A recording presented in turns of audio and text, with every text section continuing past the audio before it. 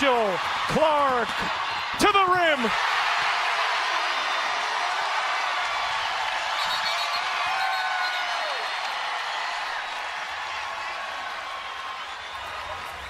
An 11-0 Iowa run.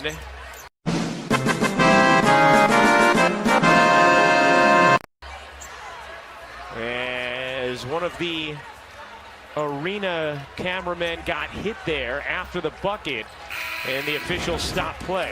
Right here, this is Caitlin Clark all on her own, jumping out to double team. She sensed that she could get the steals, that she could create some havoc, and she did, and got the layup the other way. And let's go.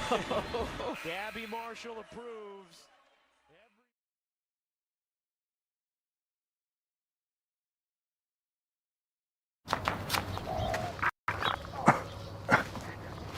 I drive a very nice car. It's very fast, very shiny. But sadly, it's not built for the famous Aussie lifestyle. And I love the famous Aussie lifestyle. I love the fashion. I love the food. But mainly, I like to drive here. So this is my second car. Designed for my second home, Australia. Bike rack, rod holders, roof racks, thong storage, built-in pie oven, freshwater shower. Oh, hey Barrel. Valtteri is having a little shower too. Budgie Smuggler drying system. BRS, buck reduction system.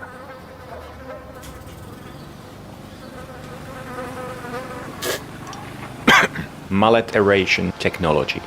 Check this out. That's a bird. I'm going to be busy racing my first car, so I put this baby on Uber Carshare. You can rent it for free, because I am very rich already. Australia's home of second cars. Valtteri will miss you.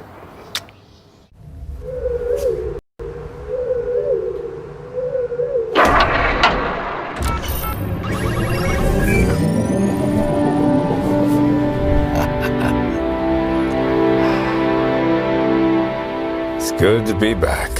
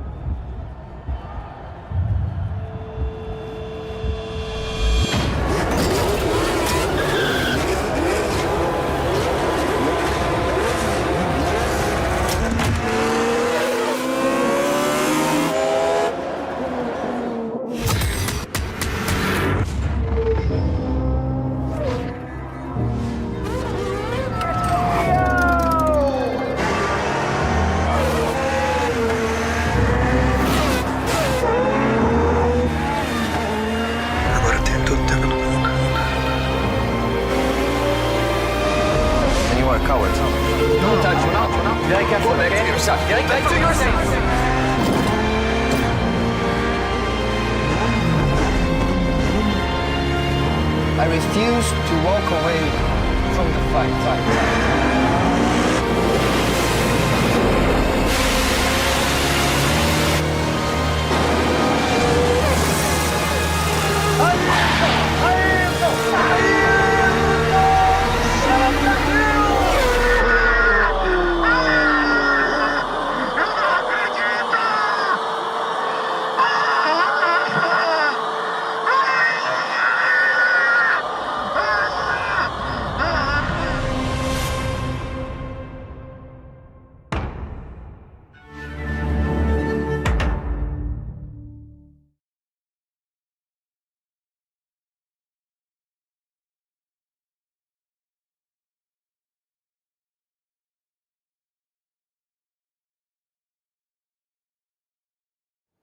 Okay.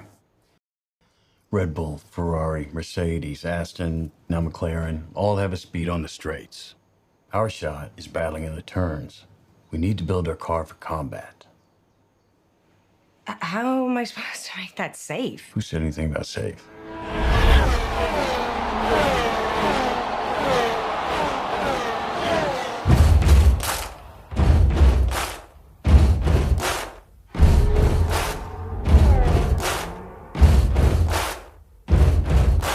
Buddy, you're a boy, make a big noise, playing in the street, gonna be a big man someday. You got mud on your face, you big disgrace, kicking your can all over the place, singing, we will rock you, singing, we will rock you. Everybody, we will rock you.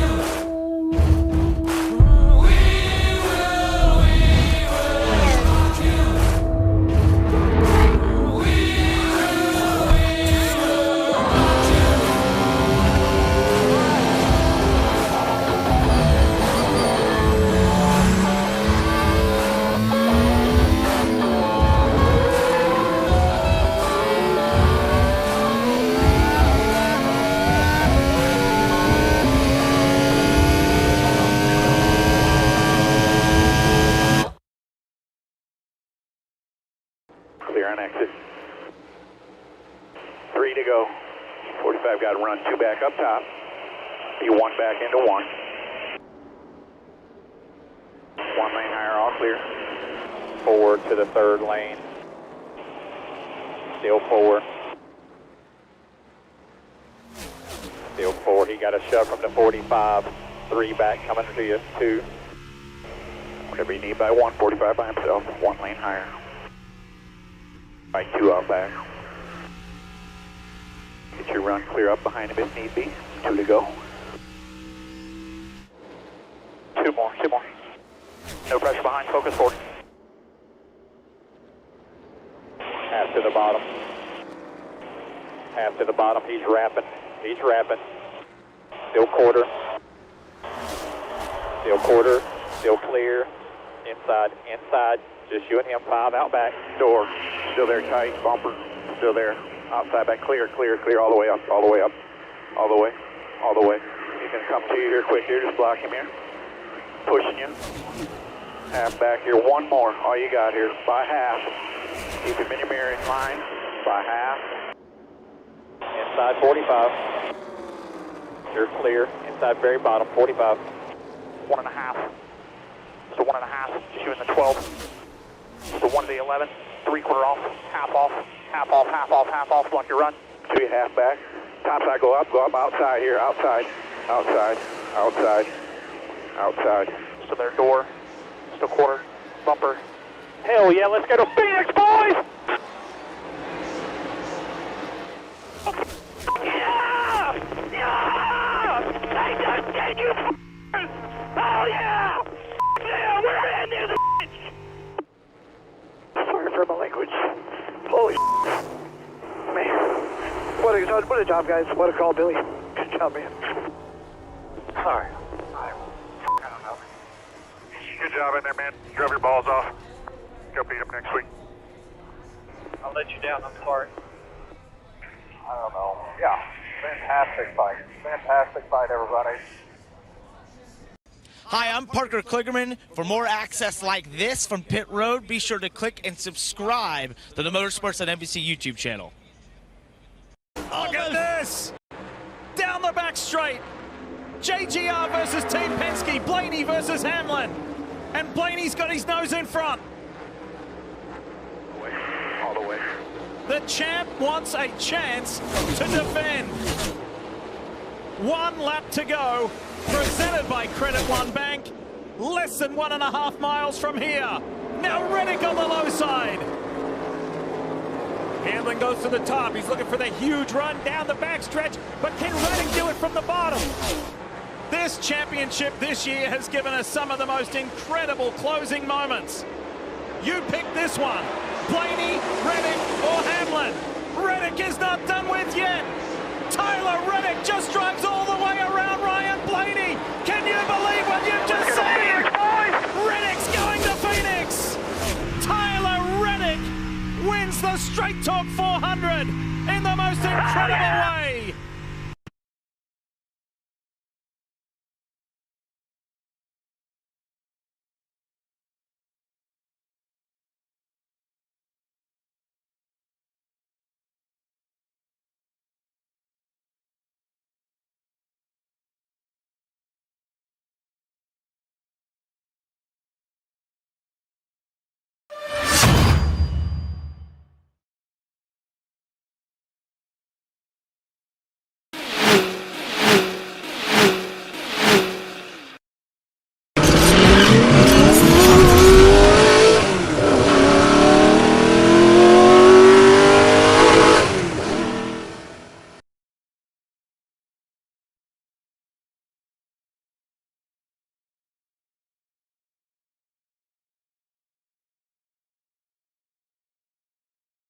Drivers, start your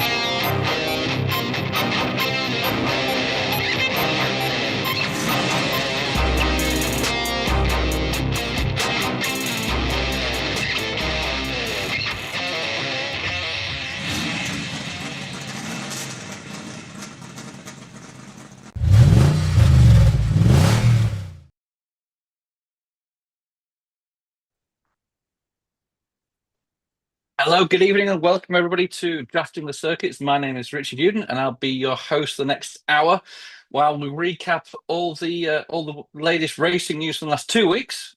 We missed last week, so we got a double dose of action for you tonight. Before I introduce you to my colleague Lee, I'd just like to thank our sponsors, Louise Torres Multimedia. Louise, our schedules never align at the moment, so come back soon. Hopefully, we'll have you on back on here pretty soon. Uber Carshare with Valtteri Bottas down in Australia. If you're any of our Australian listeners out there need a ride share, give Valtteri a call. I'm sure he'll be more than happy to help you. He may be looking for a job next year. We don't know. Netflix series, the Senna documentary is going to be debuting. I don't know the exact date, but it's 2024. It's debuting, so it must be in the next couple of months here. That's going to be great to watch. We saw a couple of clips, before the start of the show there with the thrilling conclusion to the Homestead NASCAR race, won by Tyler Reddick, which we'll get onto into a little bit more detail later in the show. But without further ado, let me introduce you to my co-host Lee. Now, before we get into too much detail here, Lee, most people think of you as, that sort of mall Santa Claus. As a kid, your parents would never let you sit on Santa's knee because he's a bit, creepy. Yeah. But you are now a proud business owner, entrepreneur, taking on the might of Starbucks, which I is will never fantastic. win. So now is your platform to all of our listeners. Go let us know what you've been up to. Well, I appreciate it, and very unexpected. So, spent most of the summer kind of quietly researching a new business opportunity. A college roommate of mine started a mobile coffee shop down on Cape Cod in Massachusetts, and so spent most of the summer doing some homework, and finally this past week I ended up getting everything that I needed. I'm going to convert a horse trailer, and I'm going to start selling coffee out of a converted horse trailer. So food trailer that serves coffee. So I won't be giving Starbucks a run for their money, that's for sure. They're way too big for me. But yeah, it's I think it'll be a good opportunity, and I'm looking forward to it. So thank you for the gracious moment there. Fantastic. Well, from small acorns to mighty oaks grow, as they say. So absolutely. Yeah, let's keep going. Anyway, on to the racing news.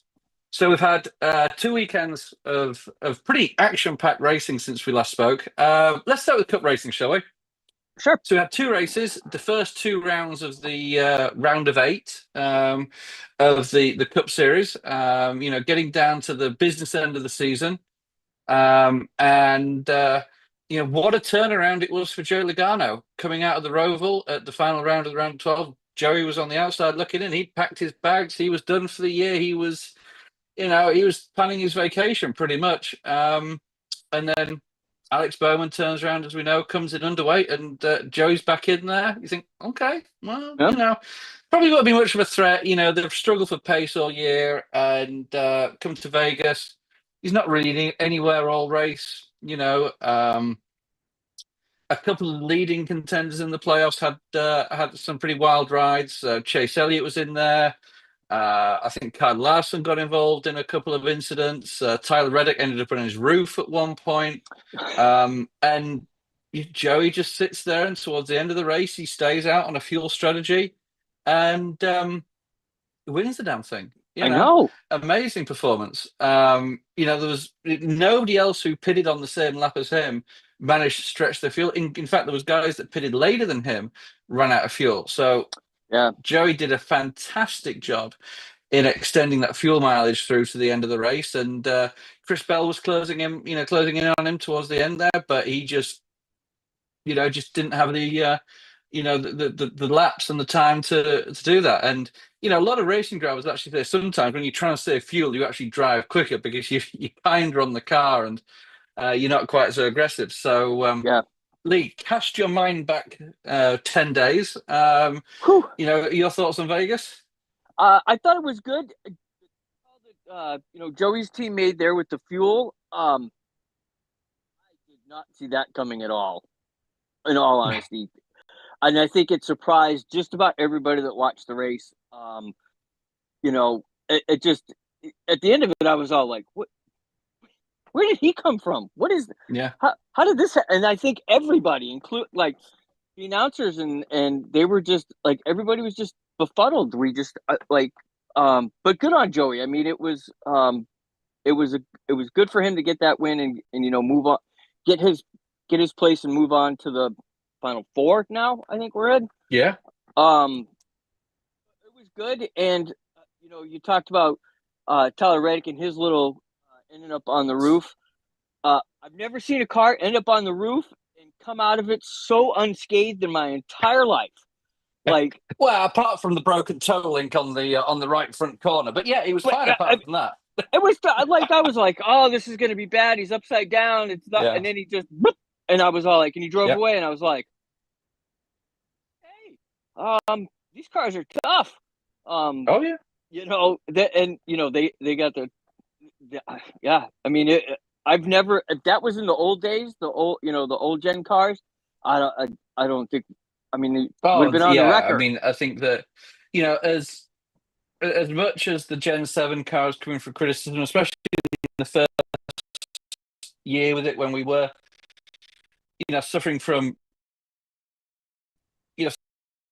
obviously Kurt Busch, Alex Bowman had a concussion there for a few weeks. A couple of other guys were struggling, but NASCAR, for every ounce of criticism NASCAR gets on many, many levels, you've really got to give them credit where credit's due, where the safety of these cars, they've listened, they've taken it on board, and they've made incremental progress. And Tyler's wreck last weekend was proof of that. He he walked away from that and even drove away from it. And it was. It was good to see. Certainly, they worked really, really hard on improving the safety in these cars, and testament to them. I think one thing that does highlight again though is this. And I think Lee, you actually posted it in our chat.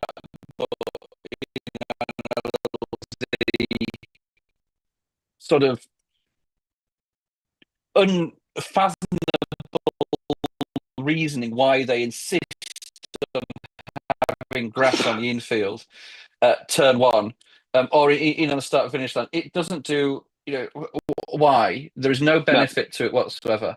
Just put AstroTurf down, do what the F1 does. Green, paint it green, and be done with it. Let it be. Yeah, the potential for these sort of accidents. Now, with the new car, it's not as bad as it was with the Gen 6 car. The Gen 6 car, you'd dig the splitter in and you'd rip the splitter off, and you'd look like you're planting potatoes out there. You'd furrow the gouges into the grass. But God, it's so frustrating. It's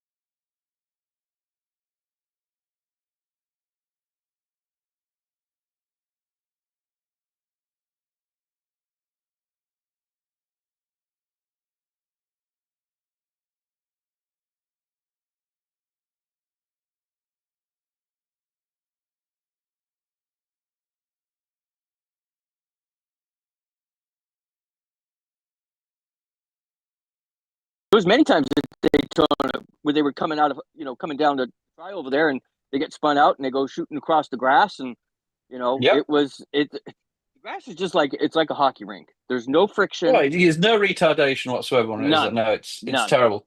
So Yep. I really, really hope, and in all fairness, NASCAR have started to do work on this in certain areas and certain tracks. They have started to remove it and put the asphalt runoff areas. So if you are coming off a corner and you spin out and you can lock the brakes up, you're not skidding and flying into the wall with only scrubbing a little bit of speed. At least you're going to scrub some speed by the time you hit the wall on a tarmac surface. But yeah, we need to get rid of that. So Vegas was Vegas. Hey, it's ironic, isn't it? Joey threw his hat in the ring and gambled on a result, and you know what? Fair play to the guy. It came off, and and this is no disrespect for Joey or the Penske team or the guys on the 22 car, but that was realistically the only way they were going to make it through to the round of 4. They just haven't quite had the pace all year, and good luck to them. You sometimes, especially in cup racing, you've got to throw the Hail Mary, and as the Washington Commanders proved at the weekend, it pays off every now and again. So good luck to them. No, and I think it was the right call. I mean, they knew that they just didn't. They had to gamble somehow. I mean, I hate to say it, they're in Vegas. They've got to take a chance. And fantastic for Penske and Joey. The gamble paid off. Yeah. And there he is. He's in it. Yep. So, and if he didn't, I do agree. If the team hadn't done that, made that call for the fuel and to limit him, because I'm sure they were in his ear, save fuel, save fuel, save fuel. Oh yeah. He's probably going down the front, the backstretch, turning the engine off, just coasting into the turns, popping the clutch, letting it roll back in. Yep. And he really did, and it. Yeah. Kudos to Penske. It was a great call. Oh yeah, so. They did what they had to do. Now, if our good friend Luis was here, he'd be telling you this fascinating fact that Joey Lagano has made the playoffs, the final 4 playoffs in every even-numbered year since 1836 or whatever it is. So,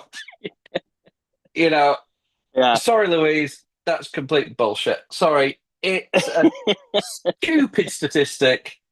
The guy's good. Every other year he seems to get it done. It doesn't matter what year it is. No. But we miss you, Louise. Don't take it personally. Come back. Don't take it. We please. do. I love follow. I follow him on Facebook, and I love when he posts stuff. His the Seattle sports teams. He just. My God! Yeah. I love it. I love it. It's great. It's great. It's so much fun. He's passionate about his sport. I'll tell you, and he's passionate great. about his city too. Yeah. Oh yeah. Yep. Come back soon, Louise. We miss you. We miss you. We need do. some stats. Come on, man. We need some, because I've got a head like a goldfish, so I can't remember half of them. You're our stats guy. Come on. So moving on from Vegas, we were down in sunny Homestead, and I was actually lucky enough to be down there on Sunday for the race. We flew down there Sunday morning. NASCAR were conducting a wet weather test at Homestead on Monday. So I got down there for the race on Sunday, hung out with some of the guys there, and then we tested Monday, but I'll go into the test a little bit later. But, putting my Toyota hat on, which I don't seem to have with me at the moment, it was like a little bit of history repeating itself. We had pace. We had performance out of the cars pretty much throughout the whole weekend. I think we got qualified on pole, maybe the front 2 spots. No, we had pole and third, I think it was. And we qualified well, and for like long periods of the race, I think we had like 4 of the top 5 cars with Larson in there doing his thing, which is, Larson's like a bloody itch you can't scratch at times. He's just omnipresent, and he's good, but yes, he is. Fair play to the guy. it looked there as if we just weren't going to get it done. Blaney, leading into the last 15, 20 laps, Blaney was out front. Larson was catching him. We had a few guys, kicking around the top 10.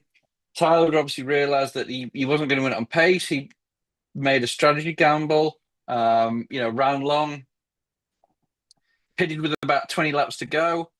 And then with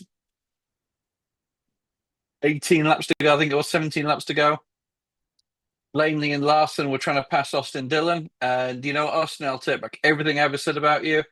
Blaney and Larson got into each other a little bit, passing Austin, and Larson got turned, and threw out a caution. Now, just want to make one comment about Kyle Larson. The guy hit the wall early on in the race, took 3 extra pit stops, I think it was, to fix damage on his car. Yep. And if that caution hadn't come out, probably would have won the damn thing. I mean, the guy is phenomenal. Yeah.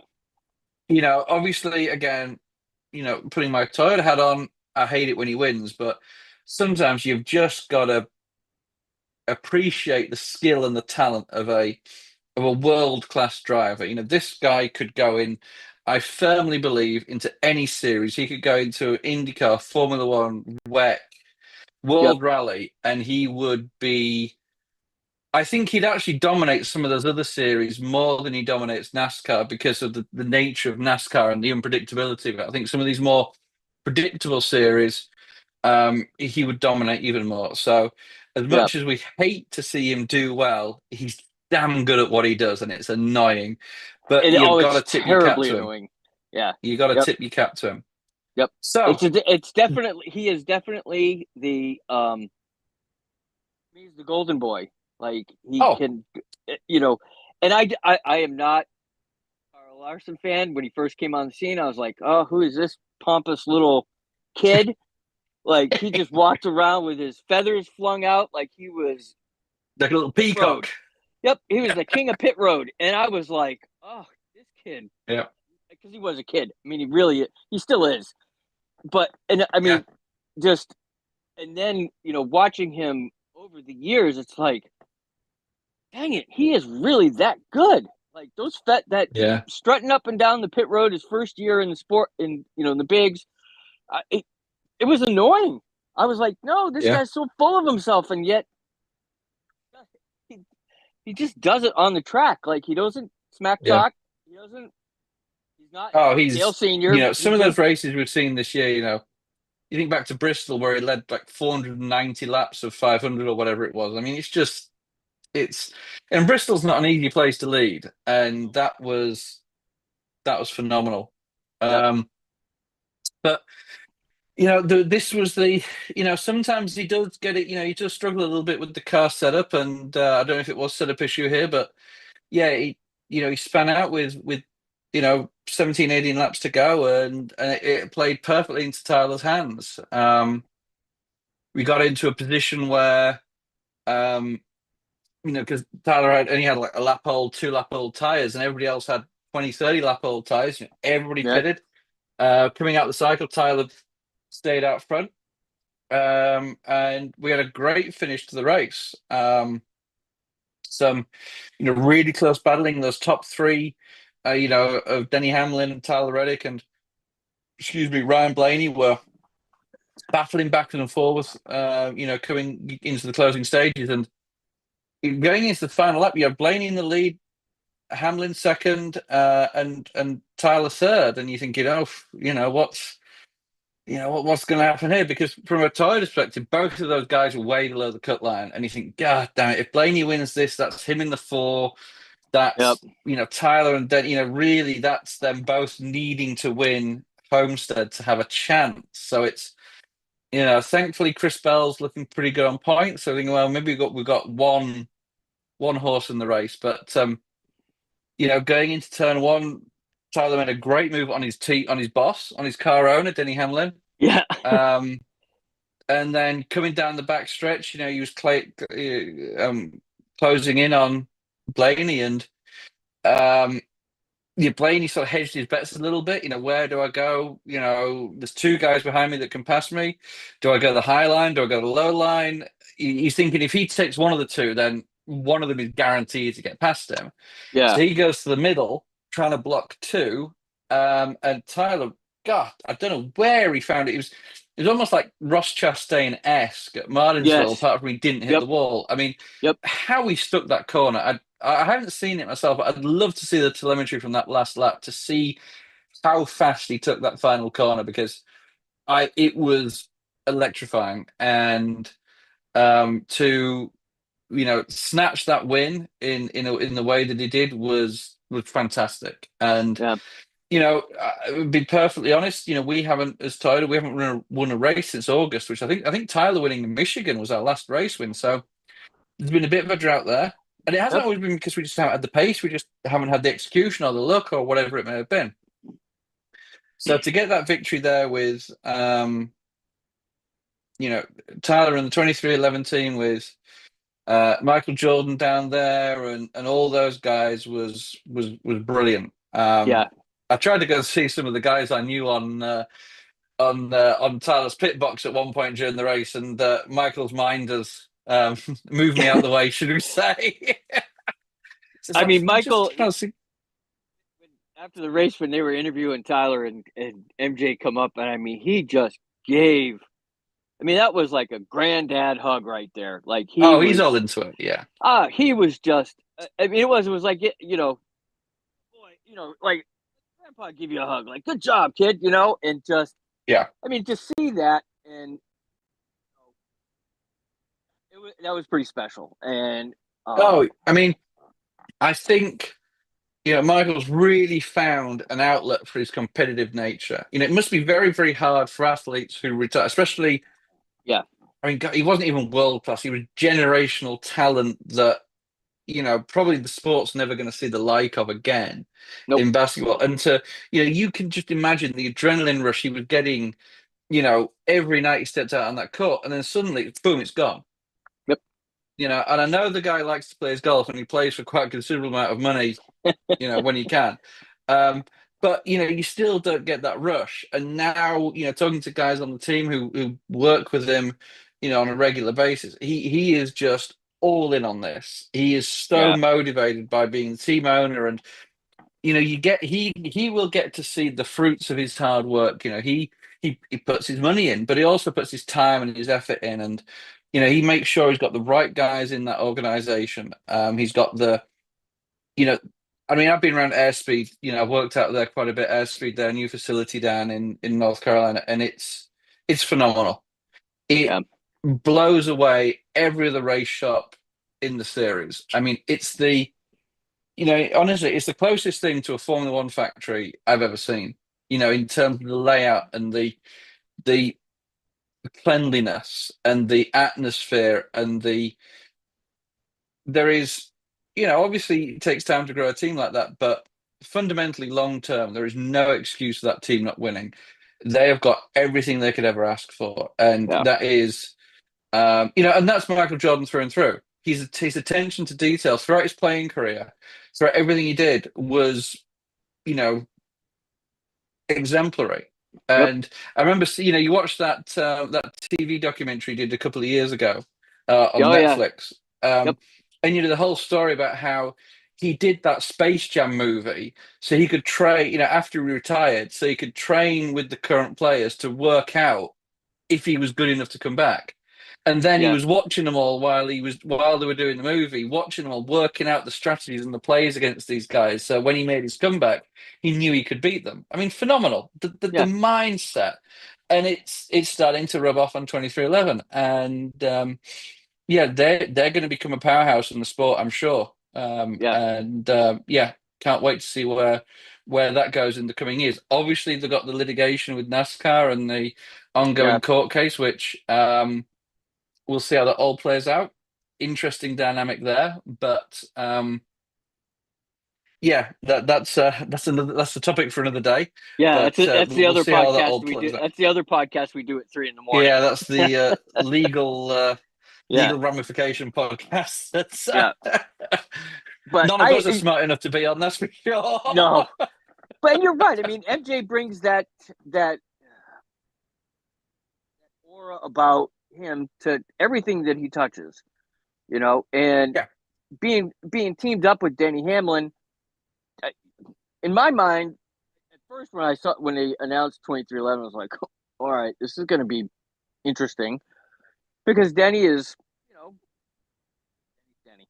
There's no other way to explain it. And I just didn't know how that the co-ownership was going to, you know, personality-wise was going to work. But yeah, and you know, Denny's kind of the silent, because he has his own race that, you know, the own team he drives for. Yeah. You know, and so, but it's working. Yeah. I mean, I Denny's a big, Denny's a big basketball guy. I know he's known Michael for a number of years now. Oh, yeah. I mean, I think there's like a Wednesday night 3-on-3 basketball tournament between all the cup drivers that Denny hosts at his house every Wednesday night. So you know, he's big into that, and you know, obviously, you know, Denny's the silent, for want of a better word, silent partner right now. Although, you know, I've seen him plenty of times, usually at the 2311 facility. You know, so he's still, you know, with a reasonable amount of hands-on. And obviously, when his career comes to an end, which he's probably in the autumn years of his cup career, you know, it'll be interesting to see how that grows and how that joint ownership pans out. But yeah, it's a great program. They've got the best facilities you could ever ask for, and they're on, you know, their trajectory is you know, tracking in the right direction, should we say? Yeah. You know, we've even seen in the last couple of days they've made a new crew chief announcement for coming into 2025. Booty Barker is going to be stepping away from Bubba Wallace's. Being on top of Bubba Wallace's pit box and making those calls there, and we did have the name of the guy that was stepping into his place, but relatively unknown, not a big name, you know, crew chief, but you know, Charles Deacon. I'm probably butchering that name. Sorry, Charles there, but you know, he's been around the Truck Series and the Xfinity Series for a little while, and obviously, you know, Denny, Michael, Dave Rogers, who's the competition director there at 2311. They've obviously seen something they like in him, and you know, hopefully they can build that rapport between driver and crew chief, and you know, help Bubba, you know, get a little bit more on par with some of Tyler's performances. There's no doubt that Bubba has the raw pace. You know, we saw that at Homestead this last weekend. You know, he was running, you know, up there in the top two for long periods of the race, top three, top four, and then he sort of faded away to, you know, a mid-pack finish, unfortunately. And a lot of that is the changes that you make to the car throughout the race. You know, the track changes and the tire performance changes massively throughout a race. You know, a cup race can be anywhere from 3 hours to 5-6 hours long at times. You know, sometimes you start in the day and go to the night. Sometimes, you know, your track changes, your track temperature changes so much, and that's, you know, a huge factor in car performance. It's how do you predict what your car is going to do throughout those runs? You know, you can, if you've got 60 laps on fuel, you know, you can have an electrically fast car for 5 laps, and then the next 55, it's the slowest car out there. You're never going to have a car that's, you're never going to have a good car for 60 laps. You know, it's where do you, you know, compromise that on? And you know, hopefully, you know, Bubba and his new crew chief going into next year can find a little bit of that symmetry, if you like, and you know, work together and push on. But heading into Martins this weekend, short track racing, penultimate race of the year, last race of the round of 8. Some pretty big names are going to miss out, I think, on getting into Phoenix. And for all of the lauding and praise we've heaped on him, there is a very real possibility that Kyle Larson does not make it through to the championship race at Phoenix, which again, from Toyota's perspective, would be great. But it's certainly, it's almost, be a travesty in a way, because the guy's he's head and shoulders above the field, I think, in many ways. Chris Bell looks pretty good on points. And, if from our perspective, you talk about a perfect weekend for Toyota, would be a Denny win and Chris Bell finishing second, which would get us 3 of the 4 in the in the playoffs round, in the final 4. But chances are of it playing out that way pretty slim. But I did see a stat where with Tyler making it to Phoenix, Toyota is the only manufacturer to have had a driver in every round of 4 since its inception back in 2014 or whenever it was, maybe a little earlier than that. So we've that's a nice little thing that we keep our hat pegged on there. And Martinsville's going to be great. May try and get there if I can, just to cheer on our guys and see some good short track racing. Martinsville's a great. What are your predictions, Lee, for this weekend? I think Chris Bell's going to do. He's had some successes at Martinsville. He's also had some not so good times at Martinsville. But like I mean, we said it about 3-4 weeks ago. About 3-4 weeks ago. When you in this sport, you want to. It's all to me. It's a lot of timing. There's that upward momentum. You hit your spot, and you want to stay at that spot as long as you can. And it always doesn't work out. Some guys, Brad Keselowski, he plateaued kind of at the beginning of the season, kind of fell off towards the middle and the end now.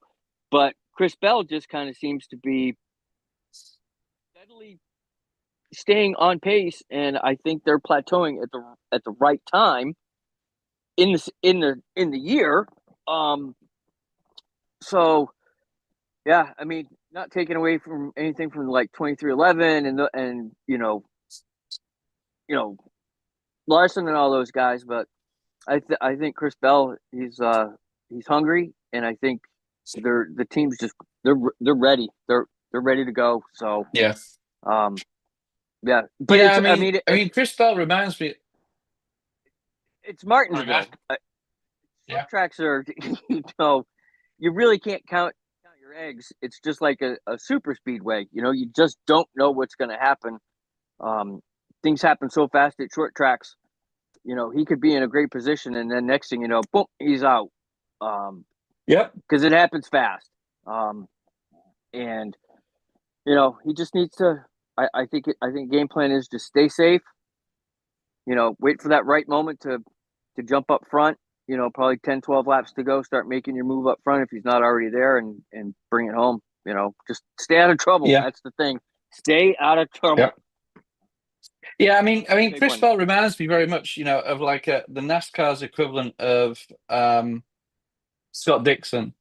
I was just going to say, yeah, he's not necessarily a guy that goes out and wins a huge number of races, but he's always in the mix. He'll creep up on you. Now, unfortunately, with the way the NASCAR playoffs are structured, that may not always be a good thing. But he's always going to be there or thereabouts. He's always going to check off 2 or 3 wins in the regular season, and get at least through to the round of 8 without any issues. And we've seen this year, he's banked some really good points and put himself in a pretty strong position going into Martinsville. So it's going to be an interesting, really, really interesting weekend. And I don't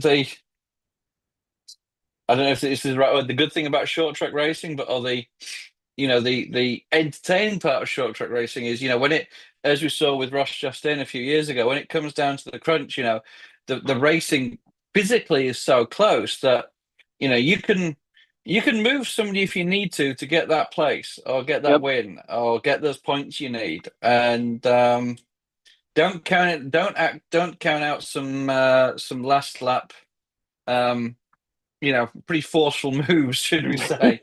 Now how NASCAR will react if we see an Austin Dillon situation, back at Richmond. If again, short track racing, you can move somebody, that's fine, but don't wreck them. If you see that if you see somebody there coming with a couple of a lap to go or 2 laps to go, and they deliberately wreck somebody, like we saw with Matt Kenseth and Joey Logano, 6 or 7 years ago. What's NASCAR's reaction to that? How they're going to handle that? Hopefully, we have some good, clean racing, and that doesn't come to fruition. But you never know. I hope it doesn't. I hope it doesn't happen. Yeah, I would hate to see that. Keep it clean. Yep. It is. I mean, again, short track racing. You just never know what's going to happen. No. But that's what makes it so. That's why I like short track racing so much. So. Exactly.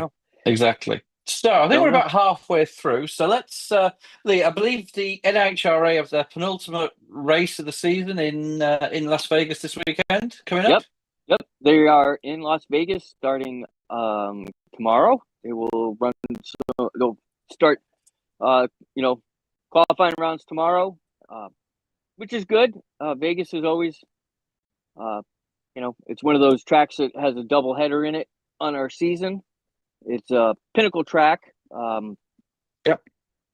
The point standings at this point, I think it's really anybody's ball game.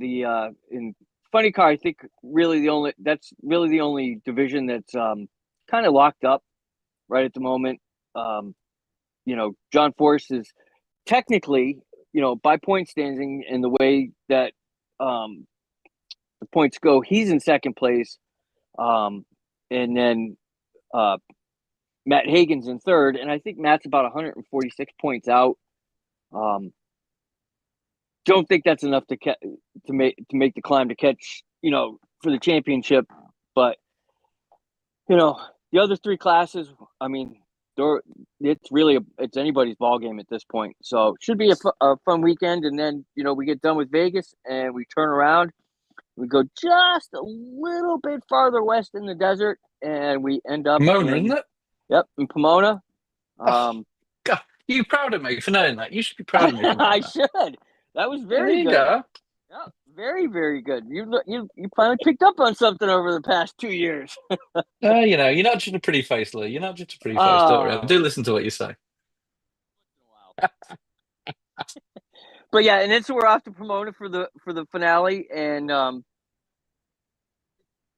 no other two great racetracks to call out the end of the season, and expect it to be stellar, of course. And speaking of John Force, he last Saturday he came out and released a video.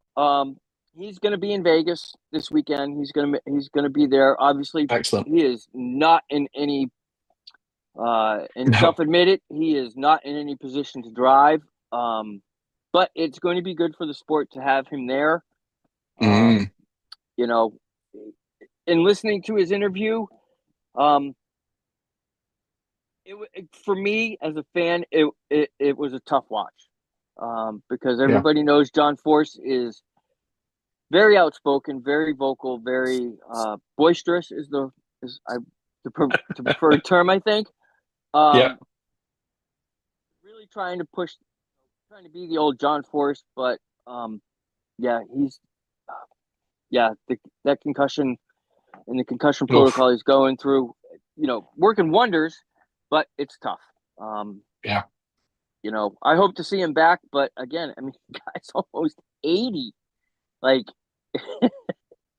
there's a point where you gotta, draw the line. As much as we hate to say it, there's a limit there to what the human body can take, and there's no doubt the guy's had his fair crack at the sport, and has certainly left his mark on it. And a legacy, as much as anything, through his family and the popularity that he's brought to the sport. It's a testament to what he's done, and you hate to see guys go out this way, but you know what? Sometimes you got to look at it as, it's maybe better for him to go out this way than it would have been for him to sort of drift away and not be as competitive and not have those reactions and just not really compete. He went out on top, and he's still going to be around the sport. The family's still going to be around the sport. He's still going to be very influential in what fans like yourself see every weekend. So yeah, he'll be the health is more important. He'll be back on his motor scooter, driving up and down, the pits and out on the track. Yeah. If you go to an NHRA race, and again, I think it's probably one of the best value for the dollar events, because a $50 ticket and that's your pit pass. Like it gets you everything. Yeah, it's amazing. Yeah, you literally see John Force rolling around on a moped. Yep, back and forth like a ding ding ding ding, because he's constantly on the go. It's brilliant. Yeah. So yeah, there's very, very, very few sports, as you say, that give you the access to the teams and the competitors, and the the celebrities, if you like, of the sport, as NHRA does. So I've always said this. I always, I guess was a little skeptical of the sport, but having been to some of the events, it's the access you get to it, and the it is. And again, this is a phrase that I think is overused in sport at times. It's an assault on the senses when you go to an NHRA race. And wow, fantastic. Yep, you get the it hits you in the chest, and then if you get to the pits and you get to see the cars warm up and set clutches and stuff. I mean, literally, if you do not have a mask on, you are a fire breathing snot machine. Like, my wife loves it. See, when they're turning the engine over, my wife's like trying to get as close as you can to the damn thing. I'm losing the skin on the inside of my nose. It's like, no, we cannot stand here. Yeah, we cannot stand this close to these damn things. The nitrous and all the other shit that's being kicked out of it. Oh my god. Yeah. Love it. But it's the great first fun. time I went, I cried like I was a teenager, and your snot is pouring out of your nose. You're crying. Oh, it was awesome. Yeah. Loved it. The closest thing I can describe it to is I remember when you're 16 stroke 18 stroke 21, depending on where in the world you live, and you first go into a nightclub for the first time, and you feel that bass reverberate around your chest. Multiply that by 10, and that's what an NHRA race is like. It's mind blowing. It's and those if you want the definition of batshit crazy, motorbike riders and NHRA guys, lunatics. If your kid ever turns around to you and says, "I want to be a drag racer," no, section them there and then. It's stupid, absolutely stupid, but do it because it's good fun. Yeah, it's always good fun. Moving on. We've got about 15, 20 minutes to wrap this up now. So we've had two. Not only we had two NASCAR races to cover, we've also had two Formula One races coming up, or just gone. Sorry, in Formula One's third US swing of the season. We had Circuit of the Americas in Austin a couple of weeks ago, and then last weekend we were down in Mexico City for Sergio Perez's. Let's move on from that anyway. So Austin, one other thing before we move on to go ahead. Sorry, I didn't quite catch that. Frankie Nunez, he is going to be. Oh my god, yes! Oh my god, I forgot all I've about written it down here on my sheet of paper. Oh my! I tried to get prepared, and oh my god, talk about goldfish earlier on. Yeah, Frankie Nunez, Malcolm in the Middle, as most people remember him. Talk about a career change. Not many people can. Patrick Dempsey, maybe he's a Steve McQueen. Those guys, maybe. So there's a little bit of a precedence there for actors going into racing, but probably the most professional of them is Frankie Muniz there. I think next year is going to be full-time truck racing. He's done a couple of Xfinity races this year, a couple of truck races this year.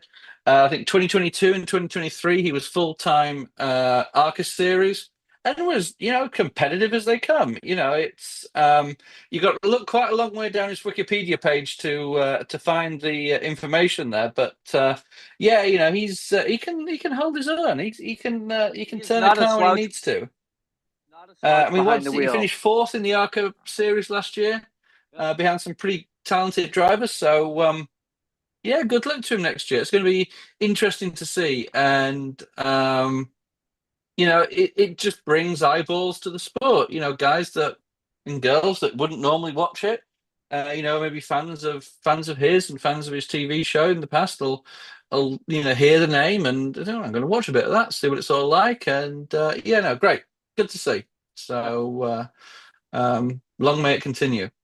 Good opportunity for him. So great, really good to see. So back onto Formula One, Lee. Thank you. So we're at Circuit of the Americas in Austin. Charles Leclerc claimed the victory. After Max and Lando Norris seemed to sort of trip over each other and part the waves, if you like, and allowed a Ferrari 1-2. And then later in the race, when Lando was catching Max Verstappen, there was a little bit of off-track excursion.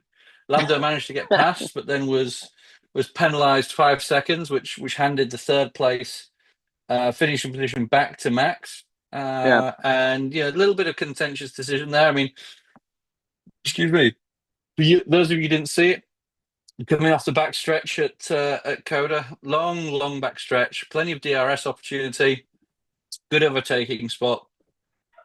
A good opportunity for some pretty defensive driving. Max takes the inside on a left-hand bend, forces Lando to the outside, and Max just sort of pushed his car wide. He actually, all four wheels were off the track for Max, which pushed Lando even further wide. Yep. But due to the nature of that corner, there's no real runoff area. It's all sort of asphalt and relatively grippy surface. Lando was able to get past Max and was handed a 5-second penalty for passing whilst off the track. Managed to make like a 4.5-second lead before the end of the race, but didn't quite get it done. So ended up losing the position. Now, would Lando have been better off, ceding the position to Max with I think there's about 4 or 5 laps to go. So you think, say there's 4 laps to go, giving the place back, into I think it's turn 11 at Coda. There's that great passing place, or even into turn 1. So you're thinking, well, you've maybe got 5 or 6 chances to get back at him here. If you can make a clean move, at least you get the spot back. Making up a 5-second lead over Max in 5 laps or 4 laps is a pretty tall ask. As I say, my contention with that decision was the fact that Max was off track. Not only was Lando was off track and made the pass. Sure, don't have a problem with that. But the fact that Max was also off track sort of, to my mind, sort of negates it a little bit. It's like, okay, well, if Max had kept on the track and on the racing line, then fair cop. Don't have a problem with that. Absolutely. But the fact that Max was so far offline that Lando didn't have anywhere to go. That was where I had the issue with it. I don't know what your thoughts were, Lee, and if you managed to see it. Yeah, I caught the recap of it, and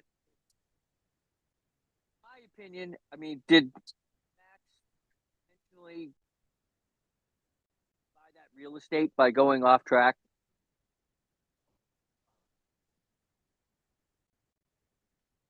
Who knows? Was it intentional? I don't know. I'm not Max Verstappen.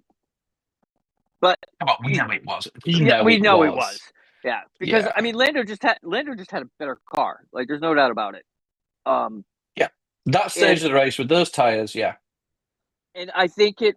I don't agree with the call. I don't think F1 made the right decision in that one. Because they were both off track. They were both out of the racing area. And if you're gonna, and Max went there on purpose. Lando just didn't have anywhere else to go. Like, it wasn't like he could just cut back and do like a crossover and come underneath them. It wasn't going to happen. So I don't agree with the call, but I'm not an F1 official. I'm not race control. So maybe they saw something that fans didn't see. I don't know, but I don't think it was right. Like you said, if Max had stayed real estate, 5-second penalty, but it's Yeah. it's two wrongs. Like, how can you penalize? You know, it's like in boxing when they both each other at the same time. Low Yeah, blow. I mean the official justification for the penalty was that Lando wasn't level or past Max at the apex of the corner. Which, okay, if that's how the rule's written, then the drivers need to know that. But it was still, from an outsider looking in, it was still a little messy in terms of the call that was made. But if one contentious decision was enough at Coda, Mexico City stewards decided to trump that and have two contentious decisions coming into the race at in Mexico City, and one of them was right off of the get-go. We didn't even get out of the first. We didn't even get out of the first corner, and it was it was a you had yardstick. Yuki Tsunoda. I mean, it was before the first corner in many ways. Yeah, Yuki Tsunoda and Alex Albon just went for the same piece of track and collided and made a bit of a mess of themselves there, which was a shame, really, because those two are really talented drivers, and it was just a little clumsy. You know, again, it was one of those classic racing incidents. It happens.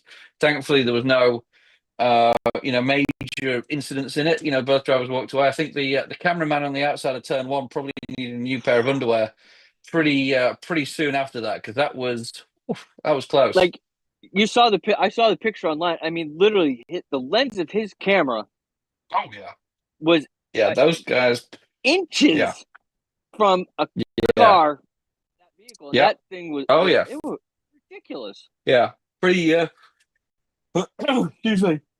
Pretty sketchy there, but once if we Luis got was all here that tonight, with, if Luis was here tonight, I would have asked his professional opinion on true, because he's actually got up close and personal with sporting royalty in terms of being run over as a cameraman. So that he has. Yeah. No, Louise, claim to fame there. Oh boy, we miss you. Come back, Louise. Anyway, so after we'd sorted all that out, got all that cleaned up, the safety car had done its thing. I think we're up to about like 7 or 8 by the time the race restarted, and pretty soon old Max and Lando were at it again. Yep. And coming into turn 4.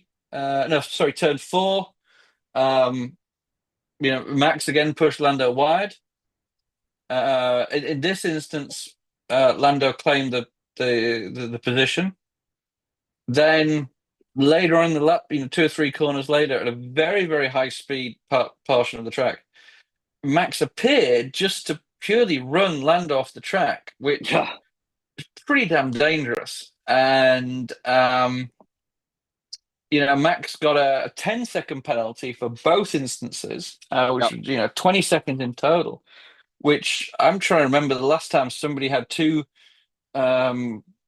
consecutive penalties of such magnitude within half a lap of each other. So it certainly put Max on the back foot, and basically gifted the win to Carlos Sainz. He disappeared into the distance. Lando was left chasing Charles Leclerc with a few laps to go. Charles made a bit of a mistake coming out the parabolica into the start-finish line, which let Lando through. Lando ended up finishing second with Max down in, I'm going to say it's 6th or 7th. I think it was 7th. But, again, a positive result from Lando's perspective in terms of points gain. Is it going to be enough? We don't know yet. But it's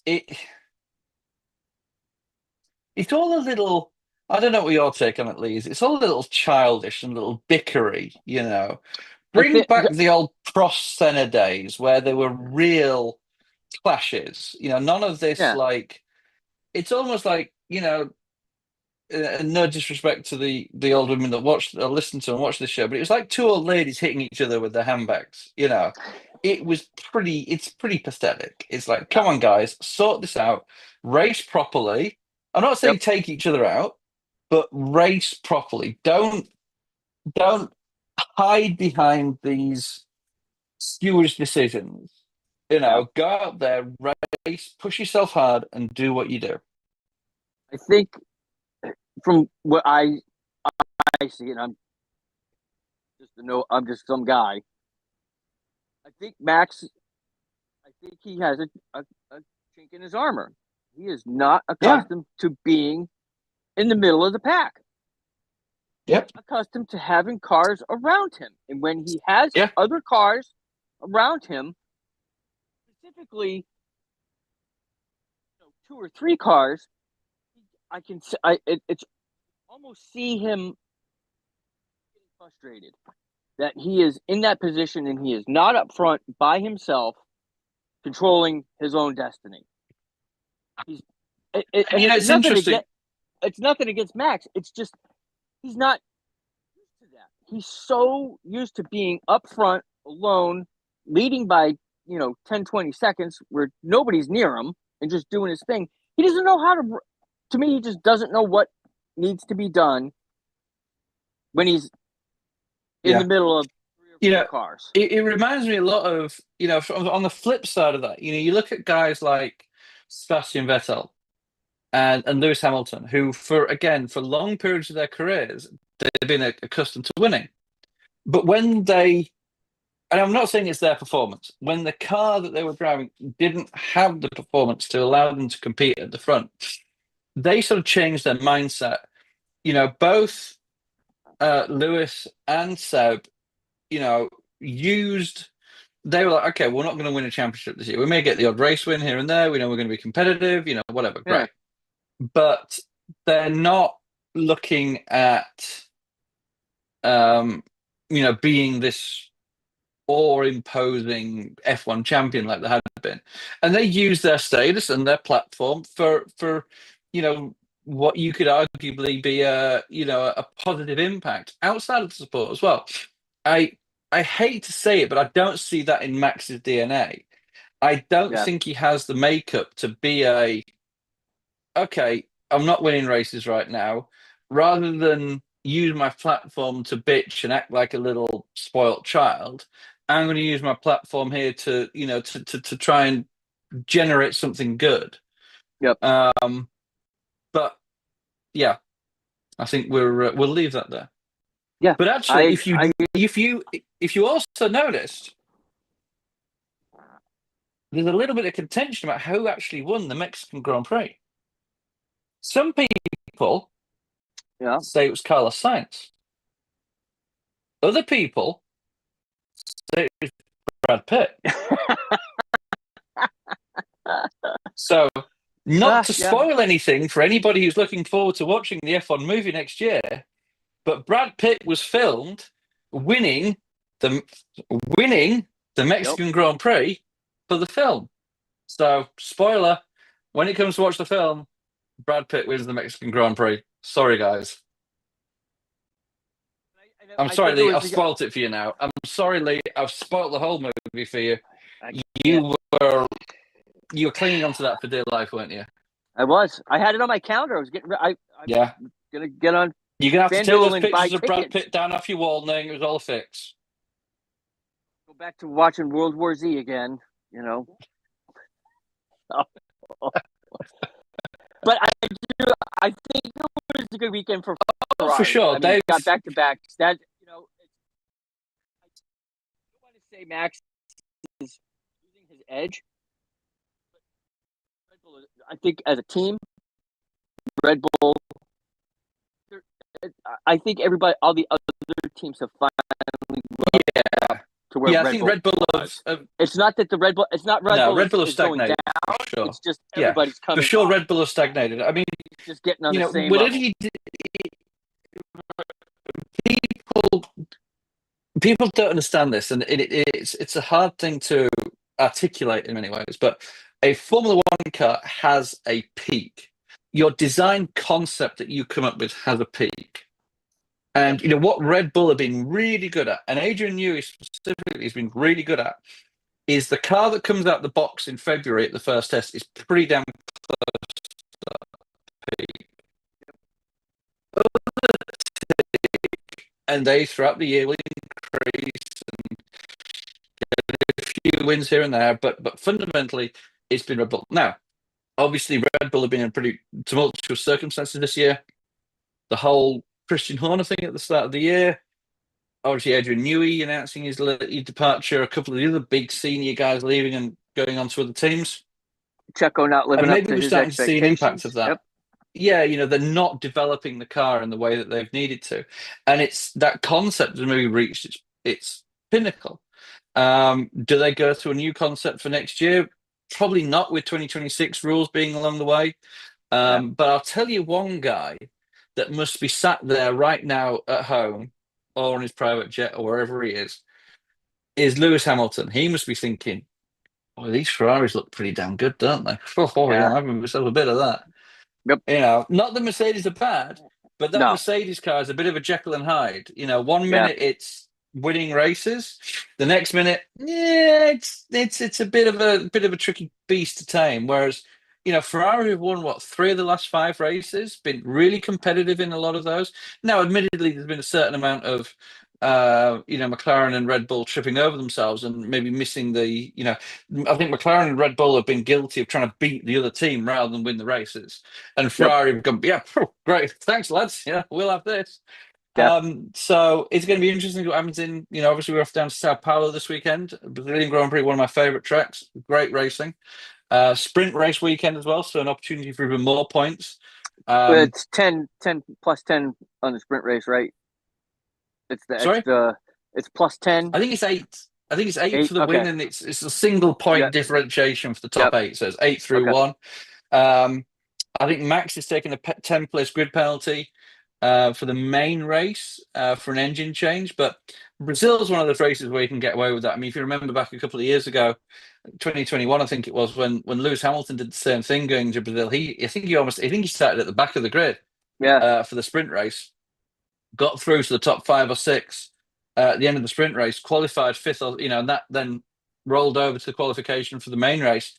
A little bit different now, but that ended up with Lewis winning the main race. So Brazil is one of those tracks where you can make a lot of moves. Turn 1 into Teneress's. Turn 3, I can't remember the name of that corner off the top of my head, but and even into the final corner, Junção, there's a couple of really, really good passing opportunities around there. Great passing opportunities. Max will bounce back from that 10-place grid penalty without any hesitation. Yeah. Well, I think we're almost about time. I think we are. We had a little late start. In other words, tonight. Thursday night football is about to start. I've got to go and play Mr. Socialite or whatever for the rest of the evening, which is always fun. So next week we'll have wrap up for Brazil. We'll know who's going to be in the final 4 for the championship race going into Phoenix. I was going to say we're going to know who the next president is, but that ain't going to happen by next week. No. So we'll leave that for the political podcast, and silly season is upon us. Back with us. Frank will be with us, and we'll be at least 3, hopefully 4. Come on, Louise, and we'll be back up to full quota, and enjoy the races this weekend, everybody, and let's see what happens in the next few days. Have a good one, everybody. Good night. Thanks for watching Drafting the Circuits. Make sure to follow Drafting the Circuits on Facebook, Spotify, Twitter, and YouTube. Drafting the Circuits is a Code Sinister One production.